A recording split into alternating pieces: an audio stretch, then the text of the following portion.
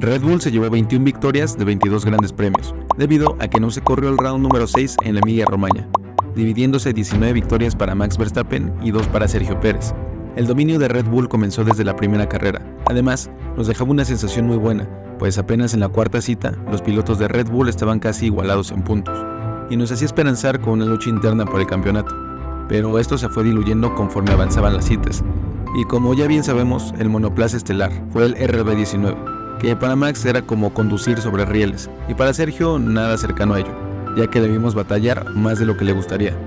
La obra maestra de Adrian Newey y junto con Verstappen se entendieron más que bien, pero ¿a qué se debe el dominio brutal del RB19? Bueno, los números en sí dicen más que 1000 palabras, pero es cierto que el balance general del monoplaza es uno de sus principales atributos, por lo tanto, podemos decir que es bueno en cada rubro el RB19. Además, los mismos de Milton Keynes mencionan que el monoplaza no es perfecto, sino más bien los demás monoplazas no son tan buenos, o mejor dicho, no tienen un gran trabajo en el desarrollo, o más bien no tuvieron un gran trabajo en el desarrollo. Y precisamente, gran parte de la respuesta está en ello, el balance general, porque si analizamos la anatomía de un monoplaza, no se trata solo de la unidad de potencia ni la aerodinámica, sino lograr un conjunto funcional entre potencia, fiabilidad, aerodinámica, suspensión, balanceo de frenos, alerón trasero, alerón frontal, pontones, ruedas, etc. Cada aspecto, trabajando en conjunto, funciona bien en el RB19. No hay una parte que destaque más que otra, pero ahí es donde el RB19 se mostró más fuerte. Casi en todas las citas mostró dominio, en mayor o menor medida, pero el balance les permitió mantenerse arriba. Se dice en la Fórmula 1 que las carreras no se ganan en las rectas, sino en las curvas, pero analicemos un poco. El RB19 tuvo buenos cambios en la parte aerodinámica, buscando que el flujo de aire sea más uniforme. ¿Qué significa esto? Que el aire correrá con menos turbulencia y el corte de aire será más limpio desde el alerón delantero hacia los túneles y pontón, hablando de la parte delantera. Los pontones es una de las piezas más equilibradas de Red Bull, pero ha sido clave para este monoplaza, inclusive el destacamiento sobre sus rivales fue bastante notorio, teniendo una forma achipotada que permite que el aire se adhiera mejor para el paso hacia el motor, y es que su función es primordial, llevar el aire de forma suave hacia el motor ayudando a refrigerarlo, pero toda la dirección del aire que viene desde el alerón delantero reducirá la resistencia, es decir, que podrá tener más libertad, o sea, mayor velocidad, algo que el RB19 hizo bastante bien.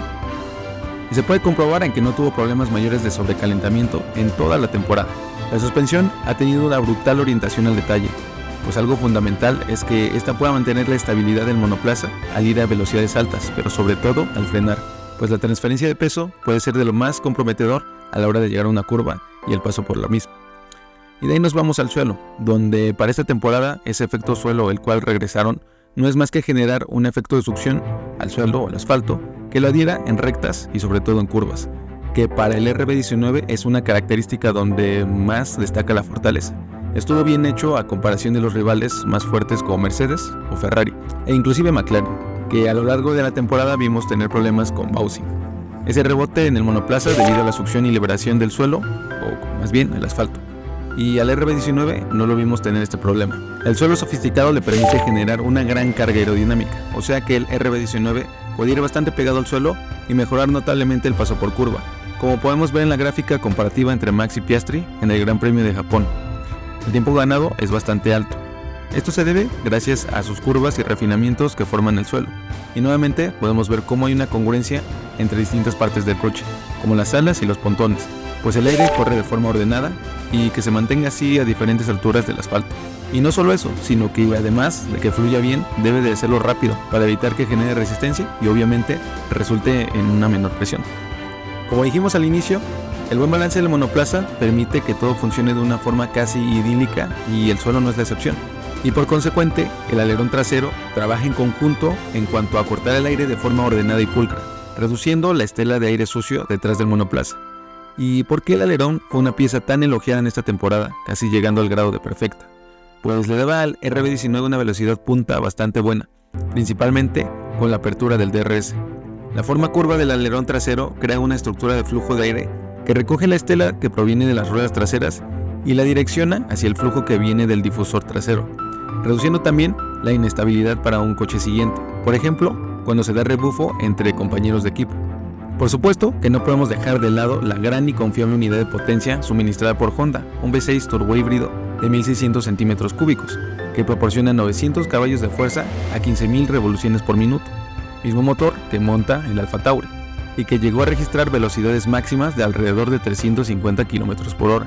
Claro que gran parte de esto es gracias a la aerodinámica del monoplaza y al buen balance que lograron en este vehículo, además de su notable ligereza con apenas 160 kilogramos y un peso total del monoplaza de 798 kilogramos, que le hacen tener una relación de peso-potencia de 1.1 caballos de fuerza por kilogramo, algo simplemente brutal. Los monoplazas actuales son un gran ejemplo del avance tecnológico y desarrollo en la aerodinámica, pues aunque actualmente en la Fórmula 1 se montan los motores de menor cilindrada en la historia, son los más rápidos en pista. Sin duda, el RB19 se ha consagrado como uno de los monoplazas más fuertes y dominantes de la Fórmula 1 moderna.